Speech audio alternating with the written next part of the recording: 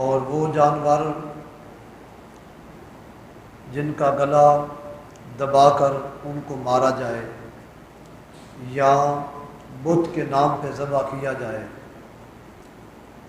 اور خنزیر کا گوشت، یہ تمام چیزیں بالترتیب رب العزت نے ان کو بیان فرمایا ہے۔ حضور اکرم صلی اللہ علیہ وآلہ وسلم کی بارگاہ عالی میں اہل یہود کی ایک جماعت آئی اس غرض سے کہ ہم حضور علیہ السلام سے مناظرہ کریں۔ بدقسمتی ان لوگوں کی کہ مناظرہ ان سے کہ جن کو پڑھانے والا اللہ تعالیٰ ہے۔ حضور پاک علیہ السلام کے پاس آئے اور آ کر کہنے لگے کہ اے محمد صلی اللہ علیہ وآلہ وسلم، جن چیزوں کو تم نے حلال قرار دیا ہے ہمارے دین میں وہ چیزیں حرام ہیں، تو ہمارا دین تمہارے دین سے پہلے ہے۔ تو کہنے لگے کہ آدم علیہ السلام سے لے کے عیسیٰ علیہ السلام کے دین تک ہر دور میں اونٹ کو حرام رکھا گیا، اور آپ اونٹ کو حلال فرما رہے ہو، اس کا گوشت کھانا بھی جائز ہے، تو یہ ہمارے دین سے مخالفت ہے۔ نبی اکرم صلی اللہ علیہ وآلہ وسلم نے ان کو ایسا لاجواب جواب دیا کہ وہ ہمیشہ کے لیے خاموش ہو گئے۔ فرمایا آدم علیہ السلام سے لے کے جناب سیدنا یعقوب علیہ السلام تک ہر دور میں اونٹ کا گوشت کھایا گیا، اس کو حلال رکھا گیا۔ جب حضرت یعقوب علیہ السلام نے اس کو اپنے اوپر حرام کیا تو اس کے بعد صرف ان کی ذات پر ہی وہ حرام رہا، لیکن بعض لوگوں نے از خود اپنے اوپر بعض چیزوں کو جو حرام کیا وہ اللہ کی طرف سے نہیں حرام کردہ، وہ ان کی اپنی شرارتوں کی وجہ سے یا ان کی اپنی تعلیمات نہ ہونے کی جہالت کی وجہ سے حرام کی ہوئی ہیں۔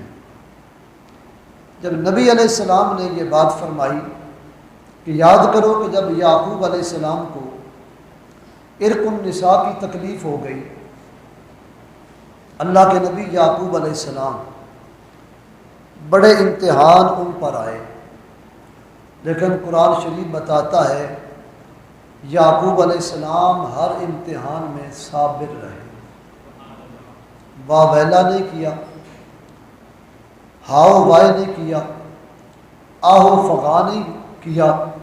ہاں ایک بڑا امتحان آیا کہ جب ان کا نور نظر لخت جگر جناب سیدنا یوسف علیہ السلام ان سے جدا کر دیے گئے تو ان کے غم میں جب ان کی یاد ستاتی تو بے ساختہ حضرت یعقوب علیہ السلام کی آنکھوں سے آنسوں کے دریا جاری ہو جاتے۔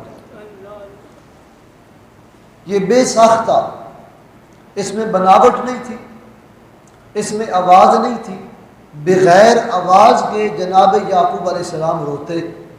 آپ نے ساری زندگی نہ سر کو پیٹا، نہ سینے کو پیٹا، نہ ماتم کیا، نہ بے صبری کا کوئی کلمہ زبان پر لائے، بلکہ جب محبت پدری اور یوسف علیہ السلام کا وہ فراق، اس محبت کے پیش نظر جو باپ کو بیٹے سے محبت ہوتی ہے، تو اس کی وجہ سے جب وہ غلبہ آتا نا تو پھر یوسف علیہ السلام کی جدائی میں یعقوب علیہ السلام روتے۔ تو ان کے رونے کو قرآن شریف نے بیان کیا، وَابْيَضَّتْ عَيْنَاهُ مِنَ الْحُزْنِ فَهُوَ كَظِيمٌ۔ اللہ رب العزت فرماتا ہے کہ اتنا روئے یعقوب علیہ السلام اپنے بیٹے کی جدائی میں کہ رو رو کے ان کی آنکھوں کی سیاہی سفیدی میں تبدیل ہو گئی۔ قرآن شریف نے اس منظر کو بیان کیا۔ جناب یعقوب علیہ السلام شدید بیمار ہو گئے، خود بھی دانا تھے طبیب تھے، اللہ کے ہر نبی کو اللہ نے طب کا علم دیا۔ لقمان علیہ السلام کی حکمت تو مشہور زمانہ ہے، لیکن قرآن شریف بتاتا ہے کہ آدم علیہ السلام سے جناب محمد کریم صلی اللہ علیہ وآلہ وسلم تک جتنے نبی آئے ہیں، اللہ نے ہر ایک نبی کو جہاں دین کا علم دیا وہاں حکمت کا علم بھی دیا۔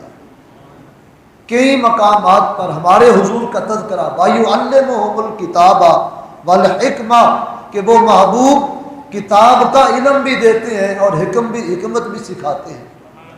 حکمت سے مفسرین نے کئی معنی بیان کیے۔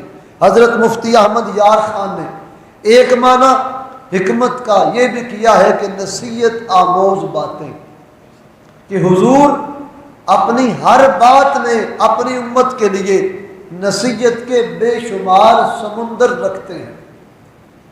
اور حکمت سے مراد اگر طب ہو تو وہ بھی حضور سے بڑا طبیب کائنات میں کوئی نہیں آیا کہ حضور دیکھتے تو فرماتے تیری مرض کا فلاں علاج ہے۔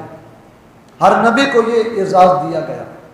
یعقوب علیہ السلام حکیم بھی تھے، طبیب بھی تھے، تو آپ نے خود بھی علاج کیا اور علاج کرواتے بھی رہے، لیکن شدت مرض بڑھتا گیا۔ بالآخر سیدنا یعقوب علیہ السلام کا وہ امتحان آخری منزل تک جب آیا نا، قرآن شریف بتاتا ہے کہ حضرت یعقوب علیہ السلام نے اب سمجھا یہ وہ بندے کا حال ہے جو قیامت تک رب نے یہ حصہ اپنے بندوں کے دل میں رکھ دیا ہے، وہ جب بندہ اس طرف دھیان کرے تو اس رحمت کو وہ پا لیتا ہے۔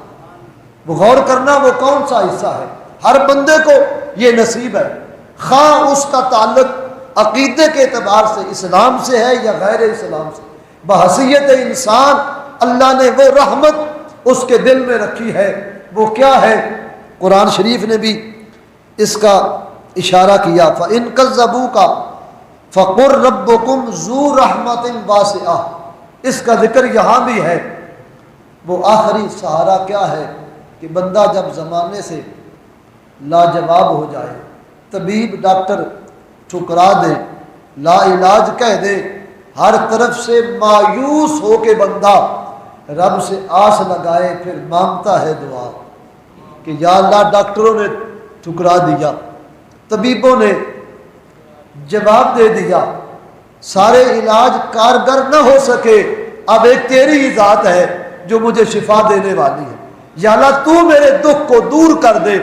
یہ آدم علیہ السلام سے لے کے آخری انسان تک ہر بندے کو یہ رحمت کا حصہ مل جاتا ہے۔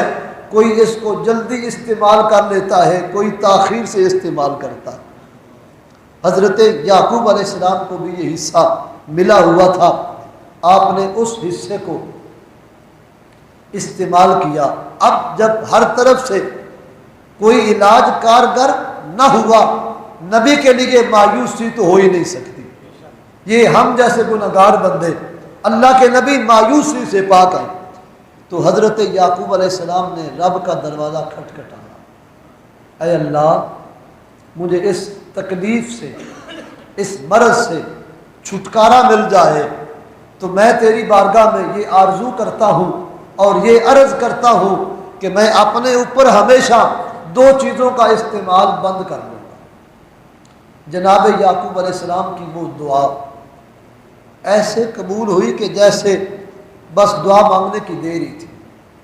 عرض کیا مولا میں ساری زندگی اونٹ کا گوشت نہیں کھاؤں گا، ساری زندگی اونٹنی کا دودھ استعمال نہیں کروں گا، بس یہ دعا مانگنا تھی تو فوراً درجہ قبولیت کو پہنچی تو صحت یابی ہو گئی۔ درد جو عرصہ دراز سے نہیں جا رہا تھا فوراً ختم ہو گیا۔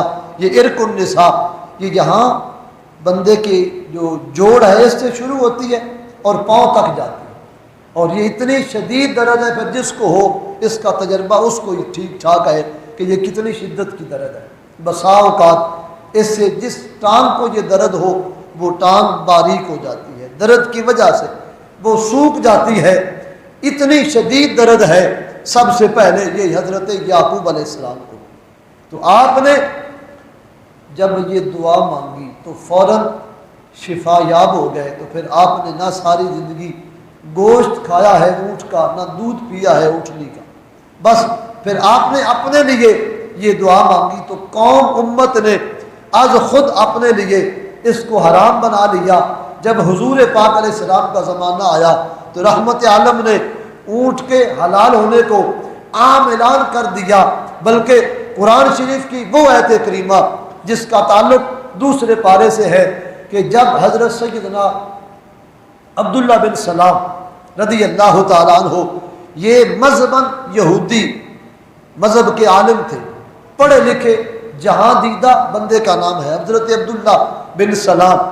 جب حضور پاک علیہ السلام مدینہ پاک میں گئے، اشاعت اسلام بڑھتی گئی، لوگ حلقہ بگوش اسلام ہوتے گئے، تو یہودیوں کو یہ کب گوارا تھا کہ کوئی بندہ مکے سے آ کے اجنبی بن کے اور مہمان بن کے آئے، پھر مدینے میں وہ رہائش پذیر قیام پذیر ہو جائے، پھر صرف زمین پر ہی اس کا راج نہ ہو، لوگوں کے دلوں پر اس کا راج ہو جائے، اور وہ جدھر اشارہ کرے آسمان والے بھی ان کے اشارے پہ قربان ہو، زمین والے بھی جان نثاری کرنے والے.